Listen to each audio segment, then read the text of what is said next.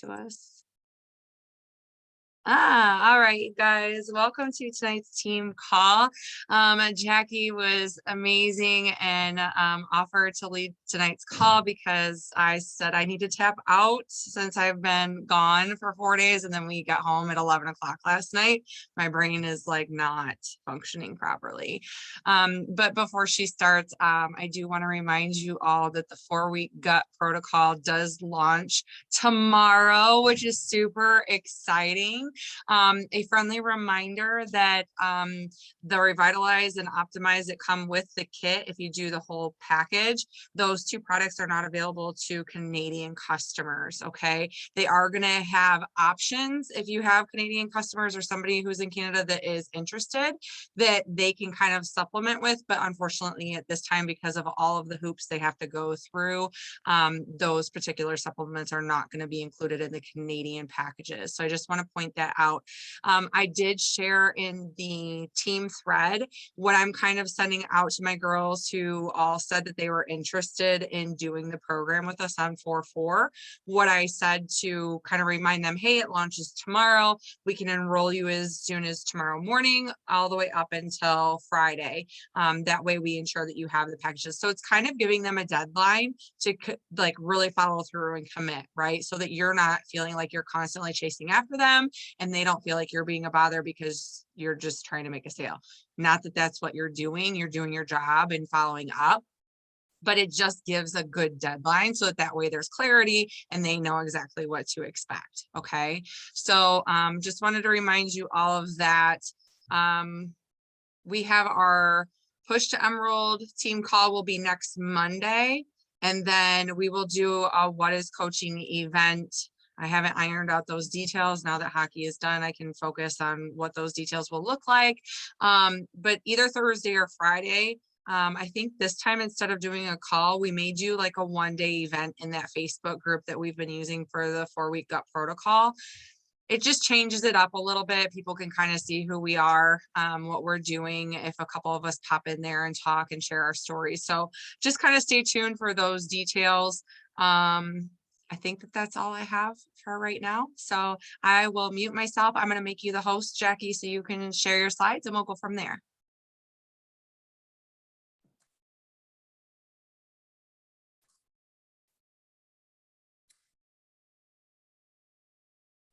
You should be good. Okay, I saw it.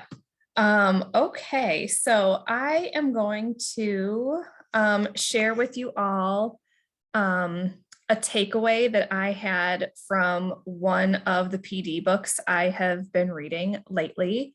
I read it, I didn't read the whole thing, but I picked up this book called The Art of Showing Up, probably maybe even a year ago. And I was really into it. And then all of a sudden I found myself reading it and just wasn't my jam at the moment. So I put it down, and then I recently, like last week, opened the book up, and I opened the book up to this page that was talking about kind of like staying focused and how your phone can be a distraction to you. And that was, it kind of just with me, that section in the book. So I wanted to share it all with you guys because I know a lot of us are either working on our phones or connecting with people on social media. And I know we can get lost sometimes. So let me kind of share my screen with you all. Let me see where this goes. It might not pop up to the screen right away, so give me a moment. Okay.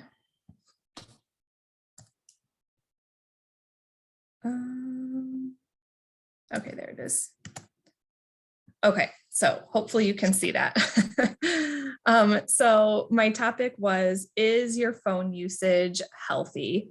And how many times have you told yourself that you were going to do something for yourself, only to find that you've been mindlessly scrolling social media? I know at night for me, I tend to kind of plan out my next day's post at least one of them the night before. But sometimes when I'm scrolling for either content or I might be looking through old photos, I find that I'm on my phone for way longer than I intended to be. So what to do about that? So I just put, let's get clear on exactly how and why we use some of the apps. And I know for me, it's to stay connected to a lot of my friends. And I use Facebook mostly, honestly, just to share like our family memories. And that's, that's just me. That's all I use Facebook for, really. And staying in touch with other people, friends and families as well. So first, the book said to make a list of all the apps that you use most. For me, I know a lot of times I look at Facebook, Instagram, Snapchat, TikTok, Twitter, Facebook Messenger, what have you. So it said, make a list of all the things that you tend to look at when you're bored. After you make that list, write down the reason why you use each one of those apps. You might be looking to see what your friends are up to, inspiration. I know like Pinterest, sometimes I can get lost in Pinterest too. Catch up on news, current events, etc. So after you have your list made and what you use each one for, it said to brainstorm other ways that you can fill that same need, right? And do that same need app free. I'll get into that on the next slide in a little bit more what that means. So I put some examples down of what this could look like. And this is just general, doesn't necessarily pertain to me, but this is kind of what I took again from the book. So Facebook, I would say maybe my core reason for using Facebook is to stay connected with friends and what they're up to, right? I'm always searching their photos and things like that. The problem is that a lot of times the people who I really care about seeing are getting lost in all the extra noise, right? So a lot of times when you're on Facebook, there might be an ad for something, and like clothes or Target or Amazon always has an ad on there. And then you click on that and then it just begins from there. So an alternative thing you could do, right? Call somebody, email, or even video chat. I know sometimes we think that that could take even longer, or I know like who talks on the phone anymore, but those types of things could actually take up less time by doing that than scrolling through your social media and thinking that you're connecting with your friends, but you're just scrolling. So then Instagram, a reason why I use it is inspiration and following others. The problem is that we can get easily distracted just flipping through stories or reels or things like that. An alternative to that would be just get inspiration from real life. What's around you? What's happening around you? Inspiration from a book, or anybody who works, you might attend a work meeting, or you might be involved in a community event through work. So those are other non-social media ways to get inspiration. Again, Twitter. Sometimes you can use Twitter to catch up on news and current events too. A lot of times there's lots of like quote unquote clickbait drama. You get sucked into people's comments and things like that. The alternative would just be to watch the news in the morning. I know, like, I don't know when the last time I picked up a newspaper was, but again, it's a non-technology way of getting news. So anyways, reason most of us use any app is just to zone out. And the problem is that we just do it for too long and it's too easy. We do it too often, right? And we're not getting the things done that we say that we are getting done. So sorry, my little one, I don't know if you can hear, she's trying to break in the room right now.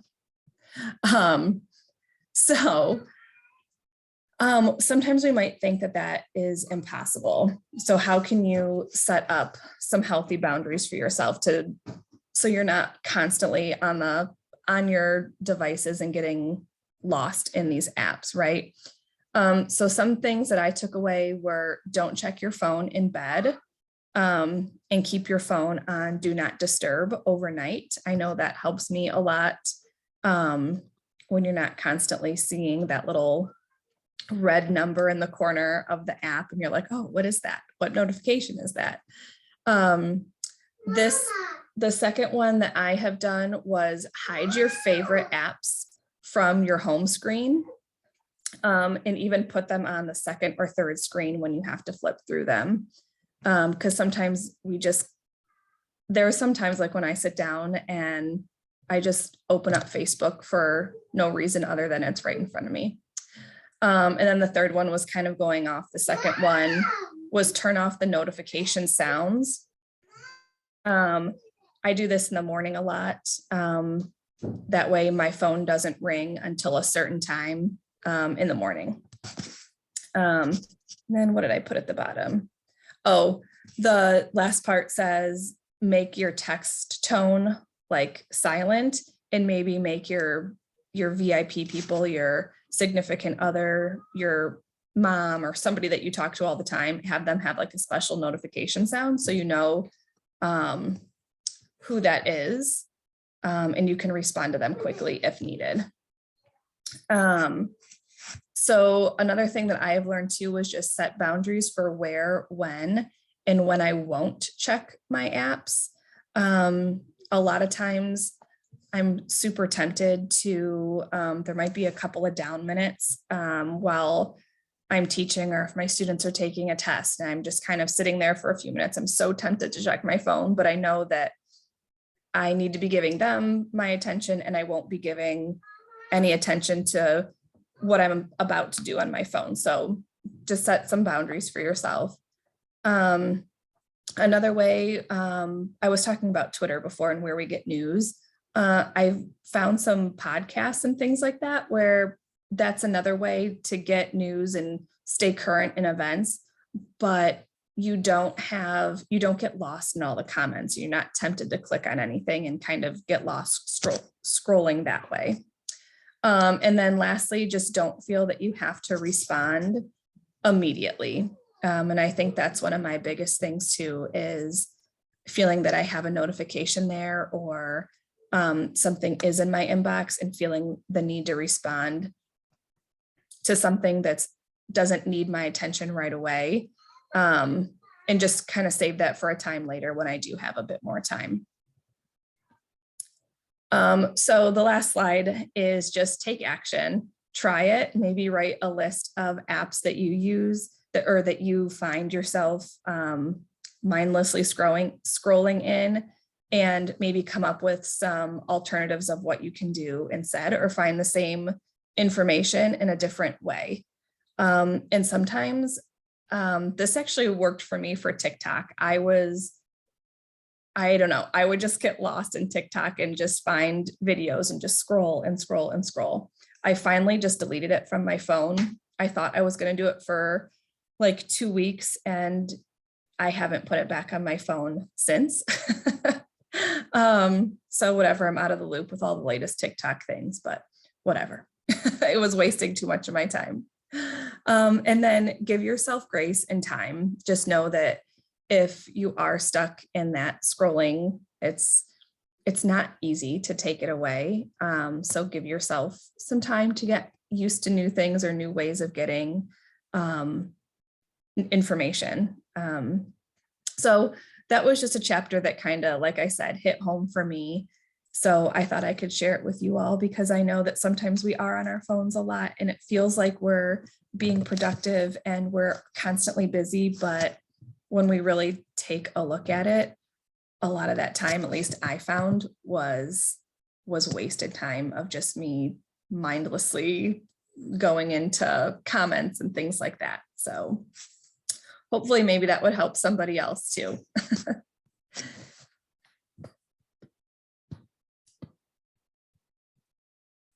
I can turn this off.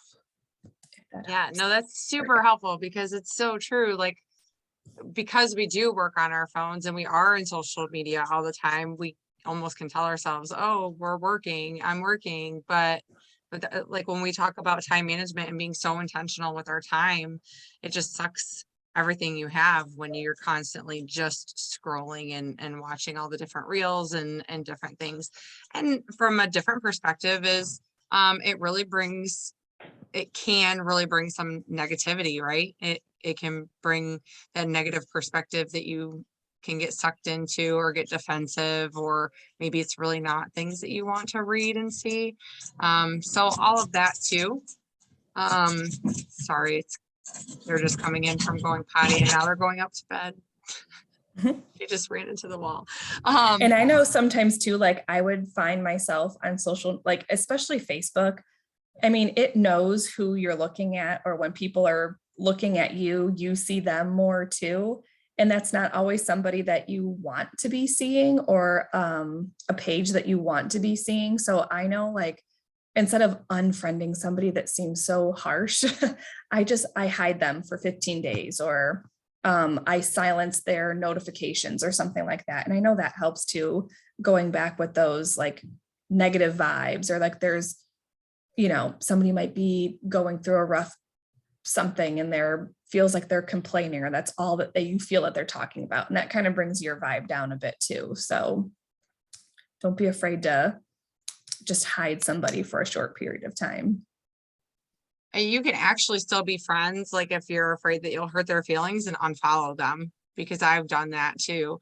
But it's so true that you can be selective in who you're following and watching. And actually that was a wellness post last week, the Friday before, where it said on Friday, take 5 minutes on Fridays and unfollow the accounts that don't inspire you and that don't fill your cup up, so that way when you are scrolling, you're not getting sucked into the stuff that maybe you really don't need to see or want to see. So it's all super helpful, great tips. And you guys, it's just another way to be more intentional with your time when you do get on social media, because we do work our business from our phones, most of us, and it can be really easy to get sucked in. So just creating more boundaries and structure for sure helps. And I know sometimes, like, I was getting really burnt out at the beginning, like how you said too, like I'm working because I was on my phone, but I wasn't, or it was taking me forever to actually produce something because I kept, again, going back in to find something and then getting lost and clicking on something else. Yeah, that's that squirrel. It's so easy to get sucked in. Yeah. And I mean, we've talked about too, like setting those boundaries of, okay, you can scroll, like if you really like watching reels and they just make you laugh and it's just something that you can do to unwind, then make sure your non-negotiables are done first. And then you can go in and look at those things. So that way, and set a timer. I think there's so many tools that we have at our fingertips that we underutilize, like setting a timer for something like that, instead of just, before you know it, 45 minutes is gone and you're like, crap. Right. Yeah. Super helpful. I actually, that's one of the books I have on my list. So I look forward to reading that one. Does anybody have any questions? I know Michelle put a comment and said, I'm terrible about thinking. I have to respond right away. I'm getting better, but not great. The book is The Art of Showing Up. Who's the author of that? I'd have to look it up. Oh, okay. It's The Art of Showing Up. Yes, The Art of Showing Up. Yeah.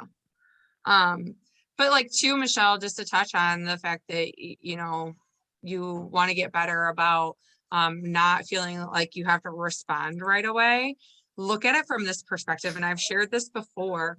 When we start talking more about the coaching opportunity, which I know that you want to do in your stories and be more open about what coaching has done for you and what it can do for others, people don't want another thing on their to-do list. People aren't going to want to come into coaching if they feel like you're constantly attached to your phone and that that's something that they're going to have to do, right? So if we set boundaries, because this is a business, these are my business hours, they're going to respect that. And if they don't, then they're not your people. But people are going to respect that, and they're going to maybe be more open to the coaching opportunity, knowing that, okay, if I treat this like a business, I don't have to do this all the time. I don't have to be on call.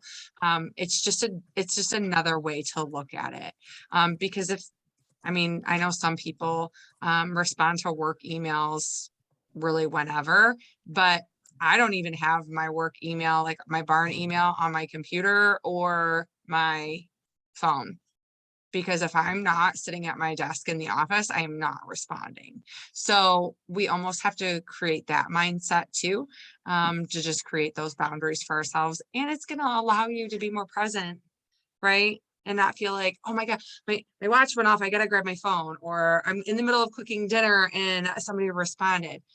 You guys, people aren't going to run away because you take 24 hours to respond to them. Okay. And again, if they do, they weren't your people, and they probably weren't going to stick with it anyway, because if they can't wait 24 hours, they're super impatient. Okay. So, all great tips. Thank you so much for putting those beautiful slides together. Those are really pretty. And sharing that content with us. I will definitely get the recording up. I strongly encourage you guys this week and weeks moving forward. I know we've talked about this with other programs launching, that this is like a huge game changer, but like the nutrition aspect that this program is going to bring to the table and help people feel what feeling good is supposed to be like, what, eating real food can really make you feel like, is going to be life-changing for so many people. So talk about it. Talk about why you're excited to dive into it. Talk about maybe what you're nervous about. Be honest and real. Like if this is a big step outside of your comfort zone, don't be afraid to share that, because other people are going to relate to that. We're not saying you have to have it all figured out, but just talk about why you're excited about it, what you're looking forward to changing, how you're looking forward to feeling, maybe what goal you have in mind for yourself, all of those things, and talk about it in your stories, talk about it in your posts, and just start drumming up that excitement, because we have the opportunity to bring a totally different level of nutrition to the table and help people who have gas, bloating, inflammation, skin problems, brain fog, feeling achy and pain all the time because they do have so much inflammation and bloating in their body that they don't even know that that's why they feel like crap. Right? People who are stressed all the time, who have that extra stress that they're carrying in their body. The book I'm reading, Burnout, that's what they're talking about right now, is how stress has such a negative impact on our health, because we carry it internally. It's in our muscles, it's in our tissue. And then I went and did my workout this morning with Autumn and 9 Week Control Freak, and that was her exact message. Like, you might cry at the end of a workout. It's not because it was too hard or because anything necessarily happened, other than the fact that when you work out and you move your body and you use those muscles, you have a release, and you release those emotions that you hold within those tissues and those muscle fibers, and you can't hold on to them any longer when you're using them. Okay. So I don't want you to look at this as a sale. I don't want you to look at this as the magic fix. I want you to look at this as this could be the life-changing opportunity for somebody to really understand how much food plays factor, because there are so many diets out there. There are so many quick fixes, and people want to see that damn scale move. I get it, but they want to see that damn scale move so freaking fast that they're willing to put their body through shit and feel like shit just to see the number go down. But we have the opportunity to teach them how good you can feel, how much energy you can have by choosing better foods and still see results. So I'm super excited for it. If you can't tell, I will be purchasing mine first thing in the morning. If you guys have any questions about that, let me know. And Jackie, thank you again for sharing your content. I'll get the recording up, girls. I hope you enjoy the rest of your Monday, and I will be back on tomorrow morning like normal per usual. I'm sorry if you just saw my face, the picture this morning, but there was no way your girl was getting up at 4 a.m. after getting home at 11. So, all right, girl.